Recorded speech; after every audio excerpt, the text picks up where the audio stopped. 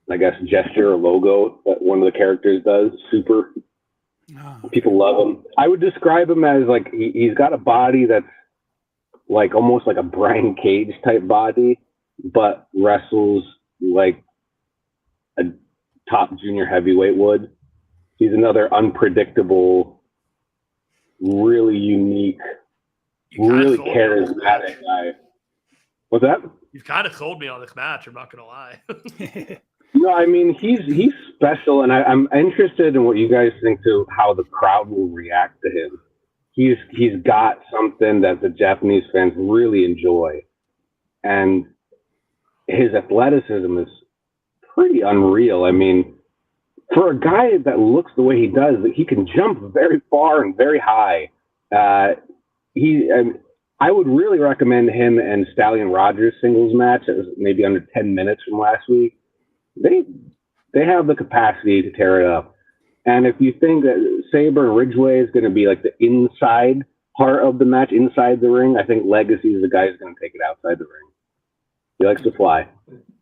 All right. So the last one on the main show, there's a pre-show match as well. But the first match on the main show, Tomohiro Ishii, Hiroki Goto, and Yoshihashi, the Chaos Group, against Masa Kitamiya, Daiki Inaba, and Yoshiki Inamura from Noah here. So you're seeing Masa Kitamiya, and you're seeing Ishii, and that's not a mirror image. It just seems like one. So of course you're going to put these two in there. Inaba, no small fry himself. Inamura. So we're looking at a lot of hard shoulder blocks, clotheslines. We're going to be hitting each other pretty stiff in this one, I think, right? I think so. I think it's interesting too because you're dealing on the Noah side. Kitamiya has been former tag team champion. He and Inamura right now are a new tag team called The Tough. Kitamiya and Inaba were former tag team champions earlier in this year. And you got Bishamon on the other side who are, it's a tag team specialists match. And it just so happens that it's kind of like, you could also call it a butcher shop match. There's a lot of meat. A lot of it. Yeah, a lot of it. It's like you go back to the freezer, it's all the carcasses hanging. This is that match. Yeah, there you go. It's going to be meat. Yeah, it's going to be stiff, and I think probably looking at this, you have the IWGP Tag Team Champions Ishii as part of the never openweight 6-man title. So I think this will be a New Japan win here. I think we're probably going to be seeing quite a few New Japan wins because I think they have the leverage. But yeah, this is one that you're just going to see a lot of fierce shots, a lot of the Bushido contests. We're going to square off in the middle of the ring and forearm each other, and there'll be plenty of that in this one. And that's the kind of match that'll kind of get the crowd into it a little bit. They'll hear that smack of the forearms and the chops, and get the crowd up and running there. So, and then here is the pre-show match. This is Yo and Ryusuke Taguchi from New Japan teaming up with All Japan's Black Mensore and Ryo Inoue against the Noah crew of Atsushi Kotoge, Seki Yoshioka, Alejandro, and Super Crazy. And two of those things are not like the others. Of course, Alejandro and Super Crazy, some Lucha Libre guys. And Super Crazy was wrestling when I first got into Lucha Libre when I was in college. And I was in college a long-ass time ago. So Super Crazy's longevity in this business, pretty impressive. He's still out there wrestling. And, yeah, I mean, I'm sure, this will just be an opener, fast-paced type of match. And I'm sure Taguchi will do a little comedy in there, and it'll just kind of get the crowd warmed up. Not sure we're going to see this one on the main show or not. I believe it may be in the pre-show bit, but yeah, this is not officially part of the main card. This is the early match. I imagine it'll be fun. Kotoge and Yoshioka are former junior heavyweight tag team champions, and I really think that people need to keep their eyes on. If you're going to keep an eye on one person in this match, it's take Yoshioka. I don't know who's a faster wrestler than him right now. Just the sheer speed, the velocity of some of the stuff he does is worth the price of admission alone. It's cool to have. It's going to be a cool flying match. Great to see Super Crazy back. I mean, a lot of the stuff Super Crazy still does. He's a different size now, but it looks the same. The execution is there. I wanted to also put over Yo Inoue. I think he's a young All Japan guy who's very, very talented. He's got a nice martial arts base as well. And I think he just started dyeing his hair blonde. His charisma is now coming through. It's allowed to come through now. So I'm looking forward to see how he interacts with all these guys too. I think Super Crazy goes all the way back to the boom period of AAA wrestling in the mid 1990s. Back then, I think so. Yeah, Hysteria. Yeah, it's like when I went to that with Justin. I was laughing about this when I went to that Cork and Hall show. In one of the early matches, there was a guy who was looking great and moving around, but he was definitely more of a veteran and an older guy. And I'm sitting there looking at him, and my girlfriend doesn't know anything about wrestling. I'm just like, oh goddamn, that's Omori.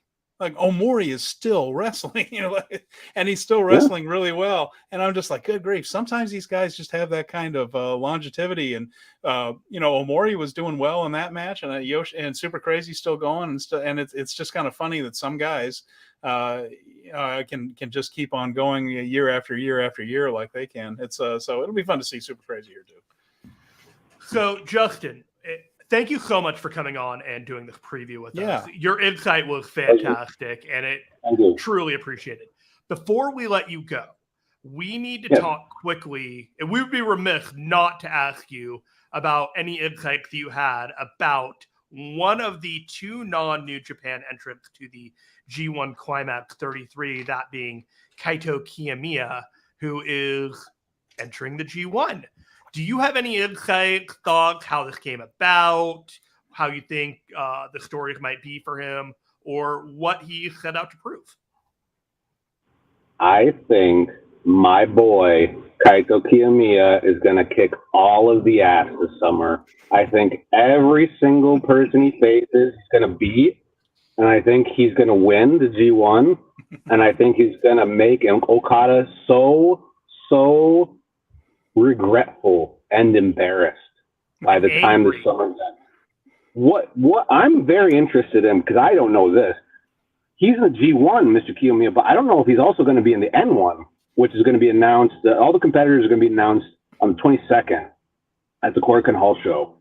If he does both, I'd be really impressed. I wouldn't be upset if he's not in it. He won it last year, so he doesn't necessarily need to do it. But I mean, he's going to go into New Japan. He's going to kick all the ass, and I think it's going to be wonderful. I'd expect no less. I mean, I want to see with the block that he's in. I mean, I want him and Alex Coughlin, him and Shingo Takagi or Will Ospreay, or him and somebody like SANADA. Somebody like SANADA, I think their styles are really like simpatico. You know what I mean? I think there could be, but really speaking, there could be some really cool matchups that none of us would probably never think of it. And then New Japan might lay out something where it's, wow, I had no idea, but these two are fire together. Or somebody like him and Shota Umino, they're kind of the same generation. You know what I mean? That has its own different flavor too. So my guess for Kiyomiya is that he's going to do well in the tournament. This is probably going to be eight wrestler per block, so probably 4 blocks of 8 guys.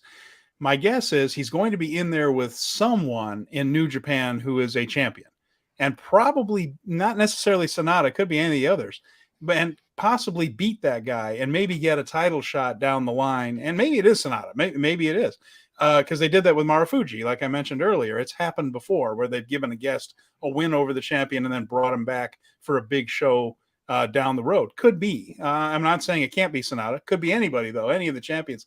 I think he's definitely going to do well in the tournament and be in the mix at least for a possible shot in the semifinals. I don't know if he gets there or not. But there's no doubt in my mind that Kiyomiya is probably going to win a lot more than he loses in this tournament. I would 100% and maybe agree. gain a title shot down the line. That's kind of my guess. He might not make the semifinals, but he might come back because he pinned a champion. And I think that might be the way they kind of give him a little respect and show off there. We'll find out the brackets on the 10th, on the show on the 10th. And those will be very curious. But he should be set in a queue to do very well this year. It just makes all the sense in the world. I was happy to hear the reaction to his image on the screen in Lasaka. That was really cool. Big pop, yeah, definitely.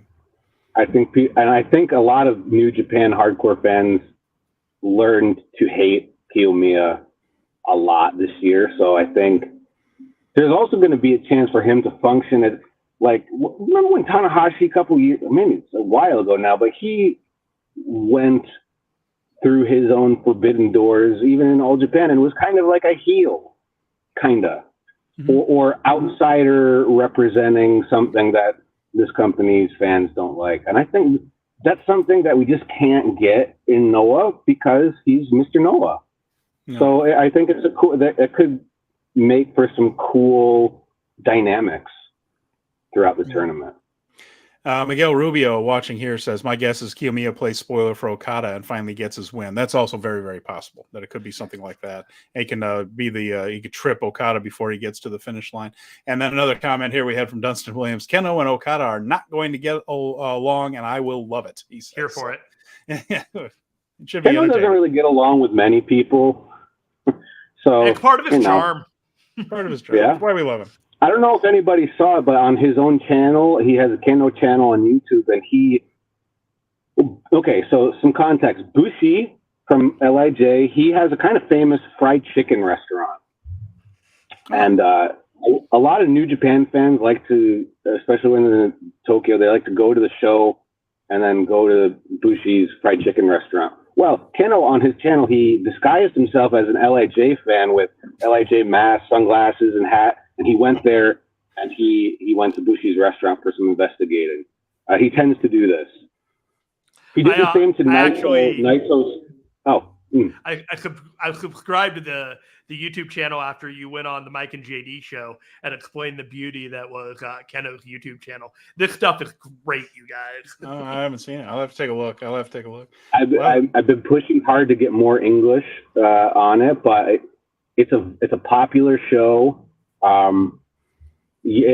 try to incorporate as much as I can into what we're doing in Noah as well.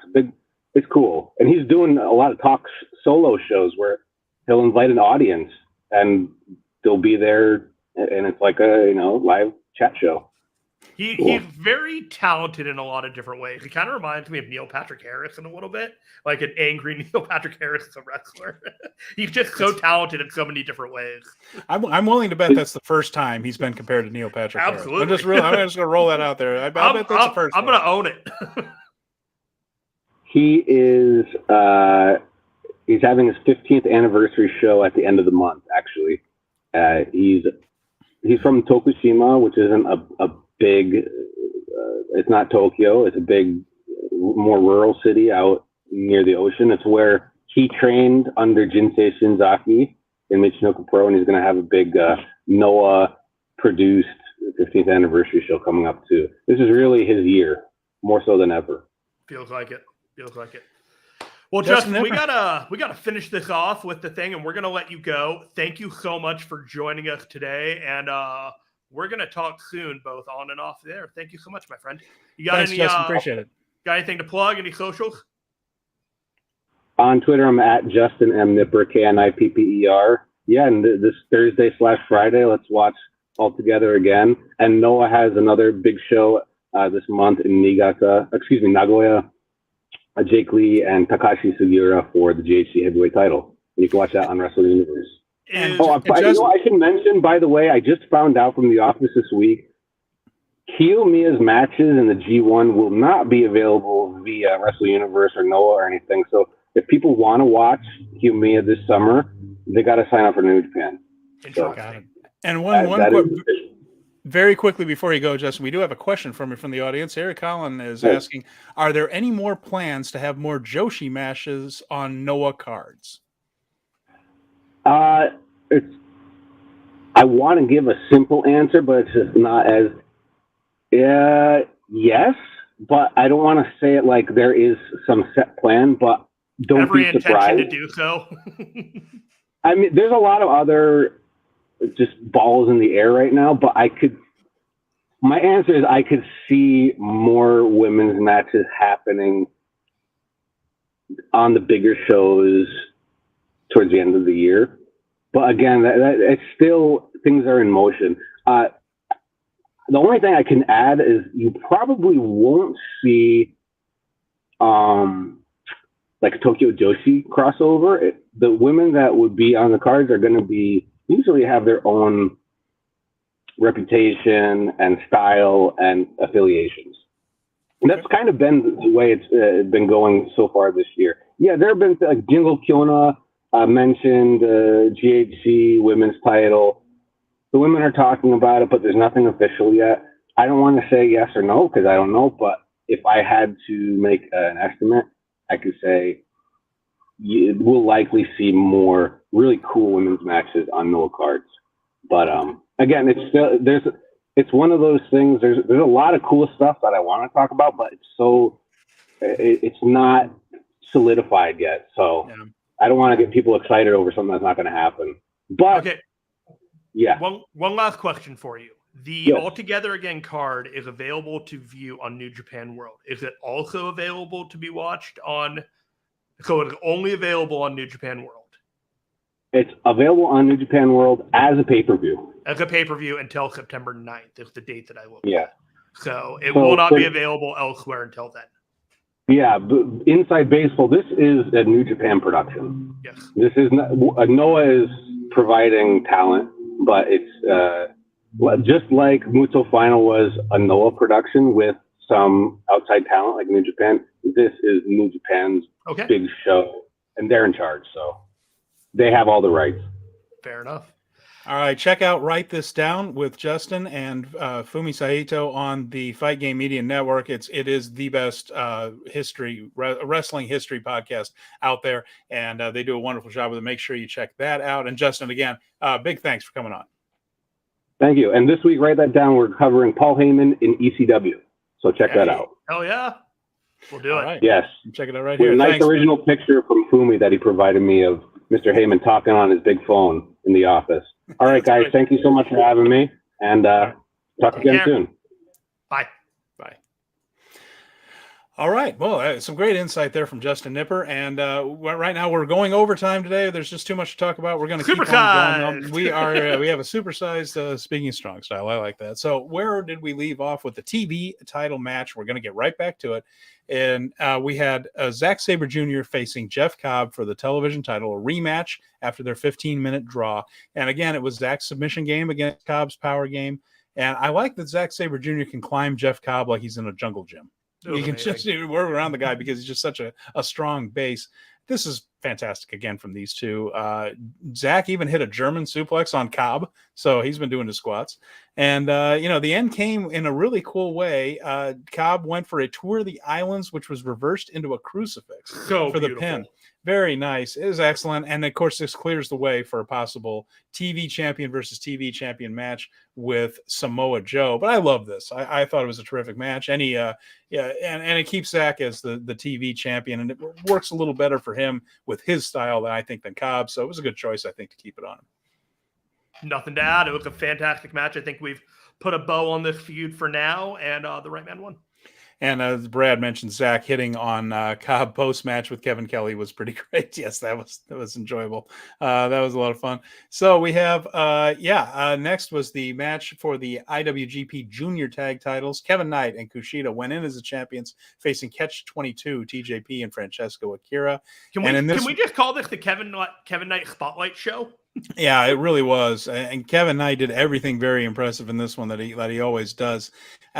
This is a title that always bounces around, so I'm never surprised when the title changes hands. But this was 10 minutes and 48 seconds of a lot of fun. It was excellent. The assisted Asai moonsault by Kevin Knight almost overshot everybody, almost splattered him.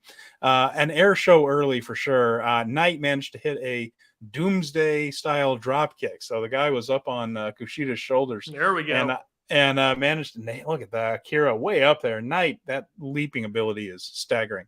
And, that's his usual part of his act is doing these type of giant leaps, whether it's to the top rope or doing the Hurricane Rana off the top rope. But it's impressive every single time. You just don't imagine somebody can do stuff like that.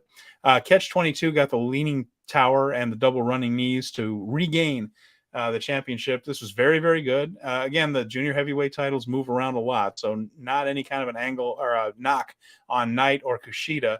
It wasn't a failure for them in holding these champions. These champions. I was a little champions surprised. bounce around. You were surprised they? I was surprised they lost, but it was clear that they had plans afterwards, and Yep.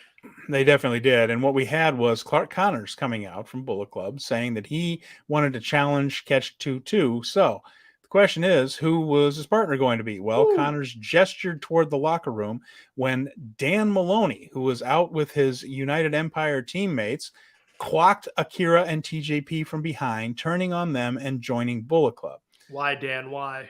Maloney's personality is far more suited to Bullet Club than it was to United Empire. And I think this is a better fit for him. And again, part of that youth movement and Finlay movement going in Bullet Club. So I think it works. I think he has the right attitude for it. Catch 2-2 was left laying, and then they had another fight in the backstage comments area, and Bullet Club won that too and left him laying again. So we were both vibing that there wasn't something quite fitting with Maloney, whether it was presentation, tone, whatever, but that seemed to be by design, and if you picked up on it, you were supposed to pick up on it. And writer Brad has a theory that they were going to do a full Bullet Club United Empire feud, but Mark Davis threw a wrench into that with his injury. Since Bishamon ended up with the tag team titles, the Maloney turn here was done perfectly. Yeah, it was a very good turn. It was a good turn. It was not expected. A lot of people were in the crowd, certainly were pretty surprised. So I kind of sensed it just watching it live because Maloney very subtly, but not quite subtly, and I noticed it. He backed up and went behind them, and I just thought, "Oh, okay, Maloney's going to turn on." And then just as I got to the word "turn on," words turned on them in my head. Bang! There it was, and I just, okay, yeah, nice. I like it. That was good.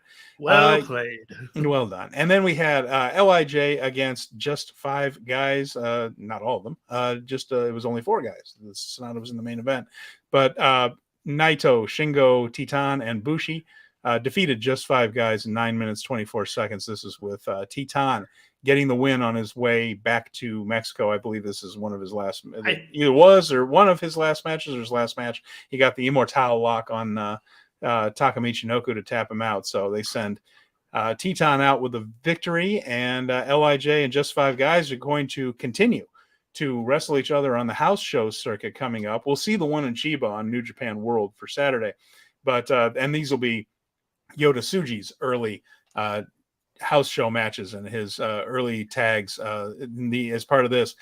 Lij and just 5 guys have been working each other ceaselessly since the New Japan Cup, and it looks like it's going to continue on for about another month or so.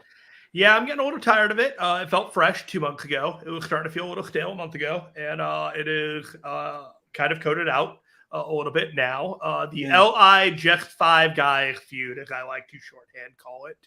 And it's fine. I hope that by the time we get out of G1, and I can't believe I'm saying by the time we get out of G1 that we all have moved on from this, but that seems like we're going to wrap things up before then or through then. Gino Gambino was on commentary, and he was not able to yell out Doki Choki. He never left it in. So, yeah, I'm sure he was disappointed. That's why he flew all the way out there. He's been flying in and out as Kevin Kelly does his impression of him there. And so, no, he didn't get to yell Doki Choki, Kevin, which I was kind of looking forward to also. But first match of the night that was televised. So, of course, we mentioned they had the Young Lion gauntlet earlier.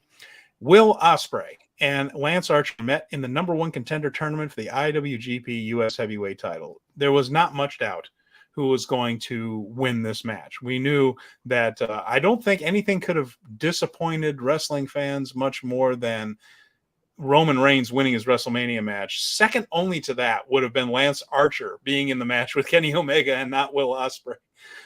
So we knew that Will was going to win this one, and he did. It was fast-paced and fun, though, and I always thought Archer was a very good big man. I still think he is. I think he's good. We found out he had a torn tricep, rather, and that's why he hasn't been around for a while.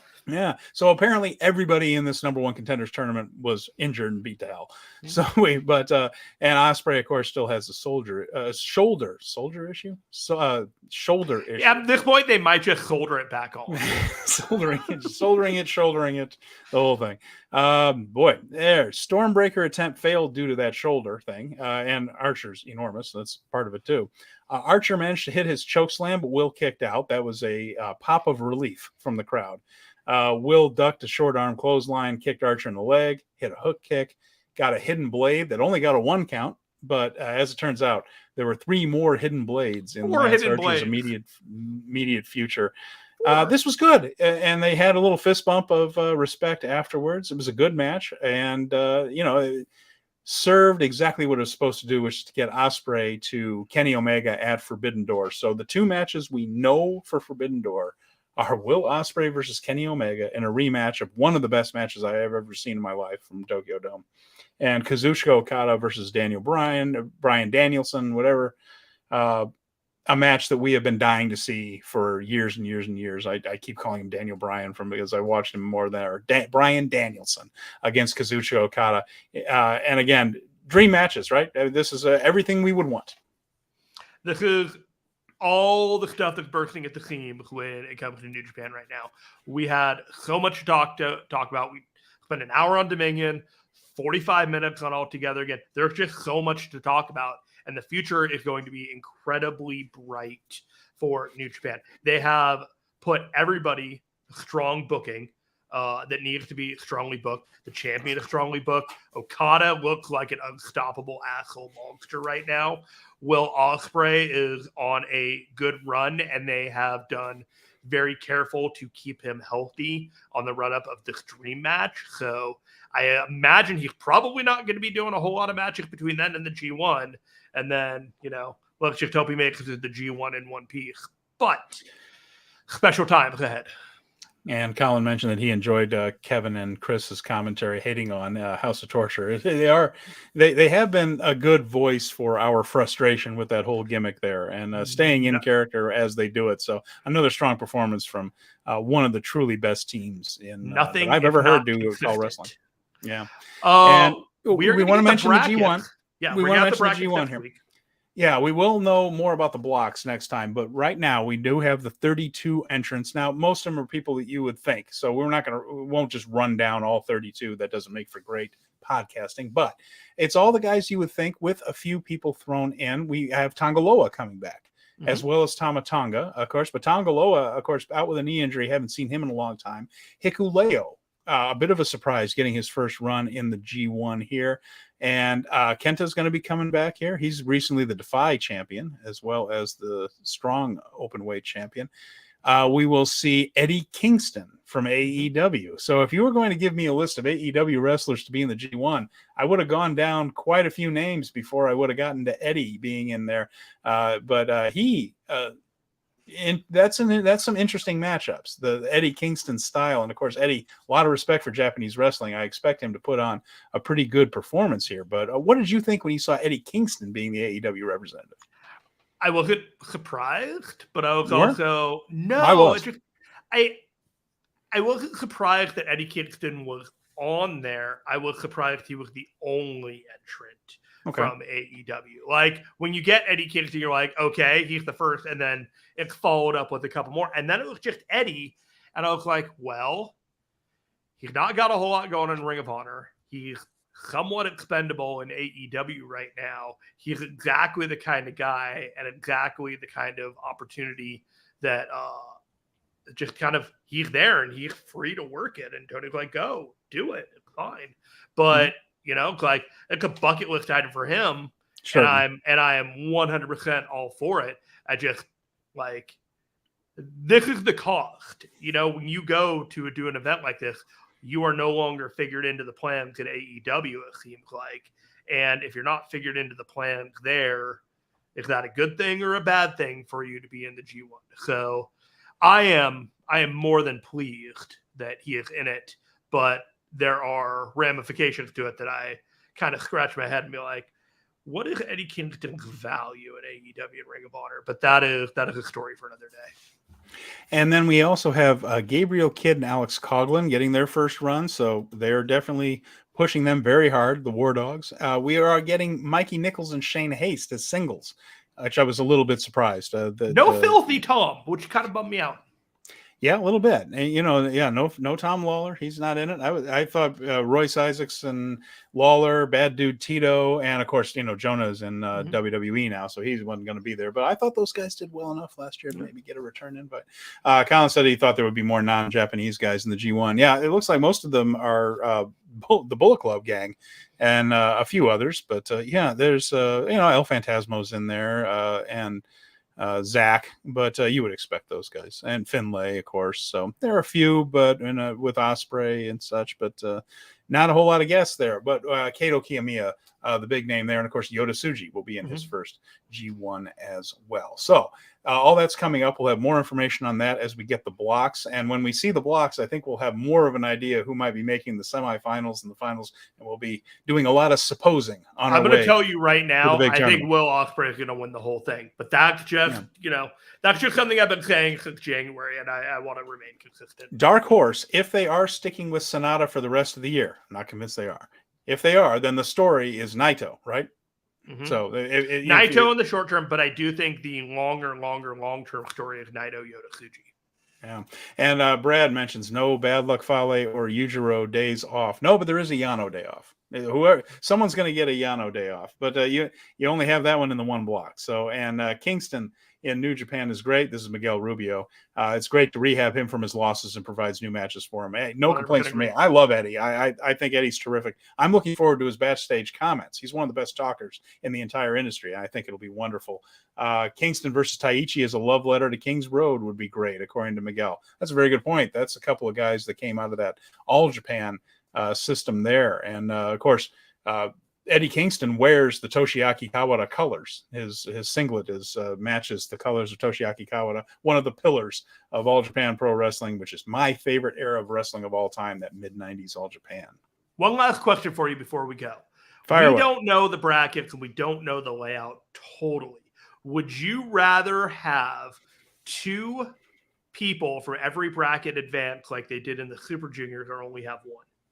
I think I would like to have semifinals and finals. I don't know if we need quarterfinals for this, for me anyway. I'm There's okay 32 people though, so it could be real interesting. Yeah, and they might do that.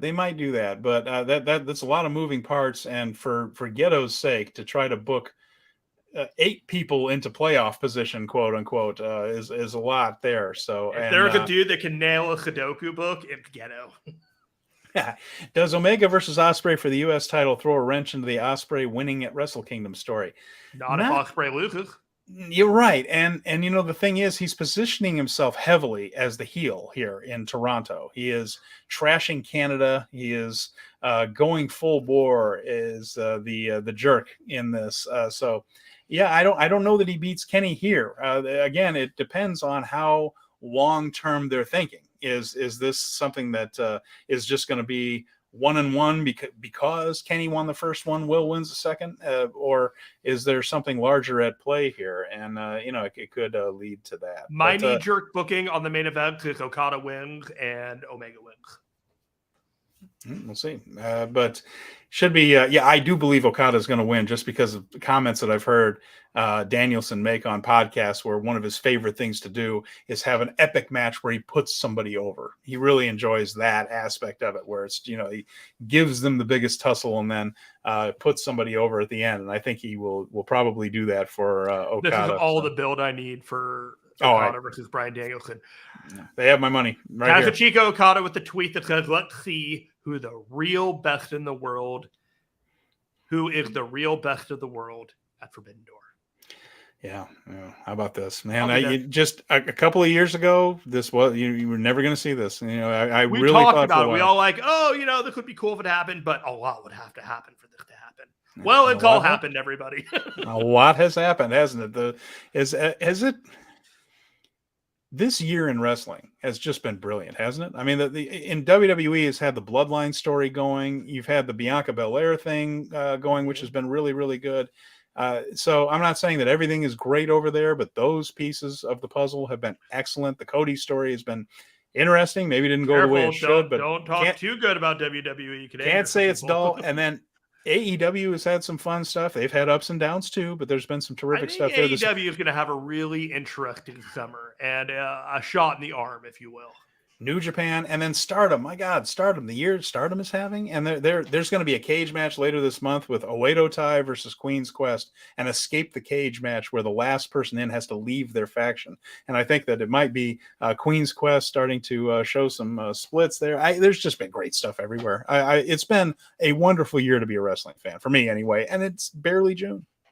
Having a great time doing this show with you and having a great time watching wrestling this year. All right. As Colin said, let's hope the injury bug doesn't strike before Forbidden Door this year. Your lips to God's ears, Colin. Let's hope. Good Lord. Don't even put that energy into the world. Don't even put it out there.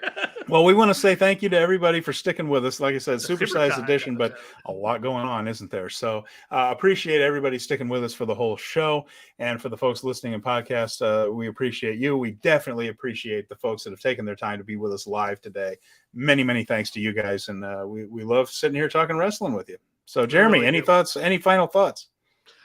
We got a big June plan. We're working to secure some guests for a number of shows coming up because Forbidden Door is going to have a lot of interest both in and out of New Japan, and we are looking to cater to that information just like we had Justin Knipper today. So keep your eyes and ears peeled for a fun June. All right. So with that, we will sign off for this one. Again, we will be back at 5:15 p.m. Eastern, 2:15 p.m. Pacific in the United States next week here on Speaking of Strong Style. So for Jeremy Finestone, I'm Stephen Conway. Thanks for joining us. We'll see you again very soon.